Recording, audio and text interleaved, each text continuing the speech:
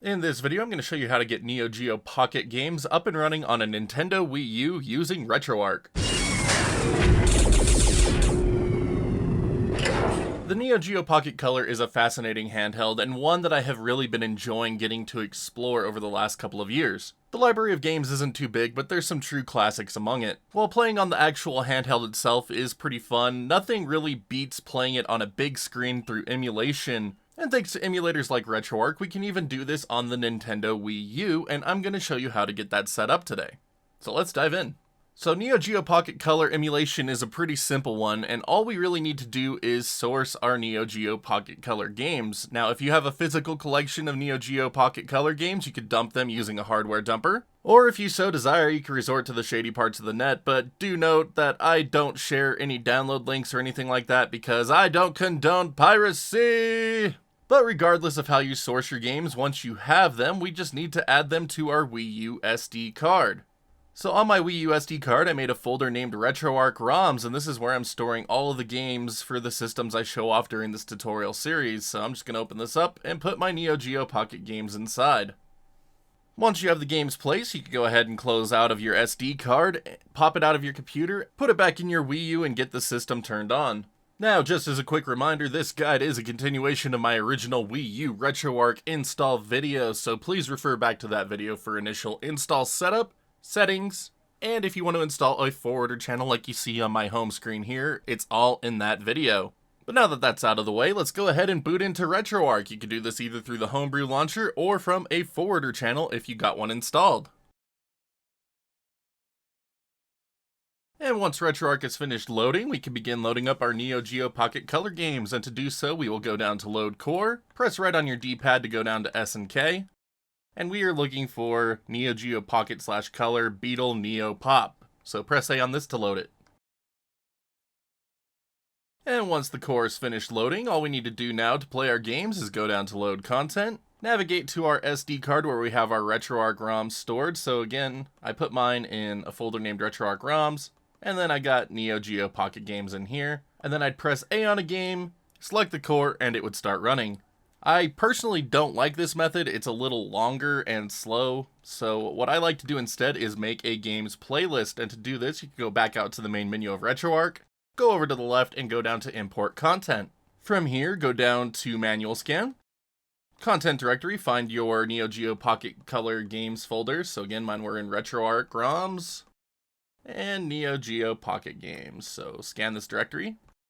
System name, press right on your D-pad to go down to S and K, and find Neo Geo Pocket Color. And then default core, we're going to press right on the D-pad again to go down to S and K, and Neo Geo Pocket / Color Beetle Neo Pop.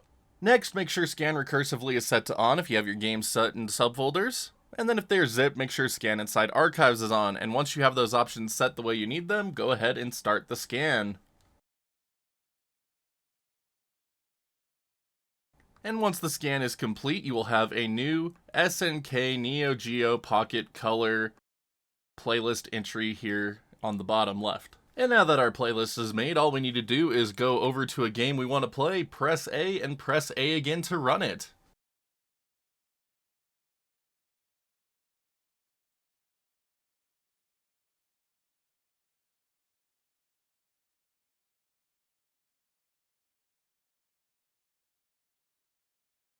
And there we go, Neo Geo Pocket Color games up and running on a Nintendo Wii U. How sick is this?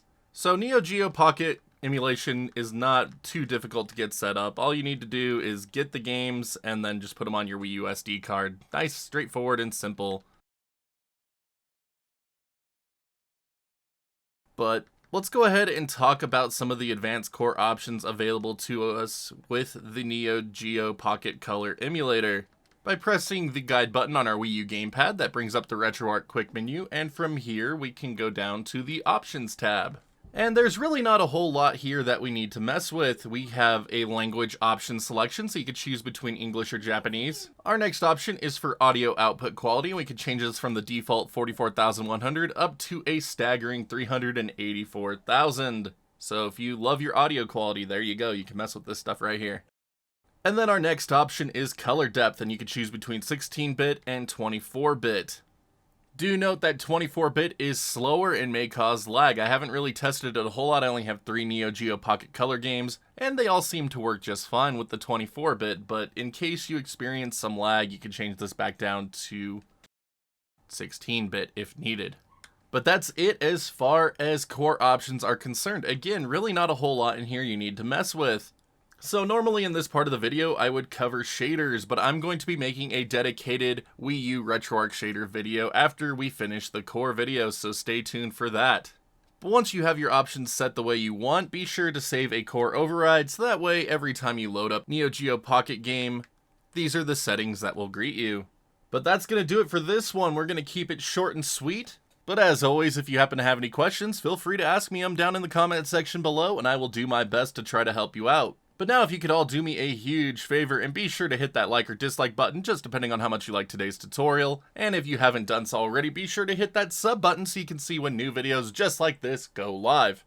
I can't tell you enough how much it really helps out the channel, so thank you all so much for that. If you happen to be feeling extra generous and want to support the channel further, you could always check out that join button here on YouTube or the Patreon link in the bottom right hand corner of the screen. A little really goes a long way to keeping this place running, and I am just grateful to all of you so much for that. Thank you to all of my champions. You frickin' rock. But that's gonna do it for this one, so until next time, my wonderful internet peeps, stay awesome and we'll see you all back next video.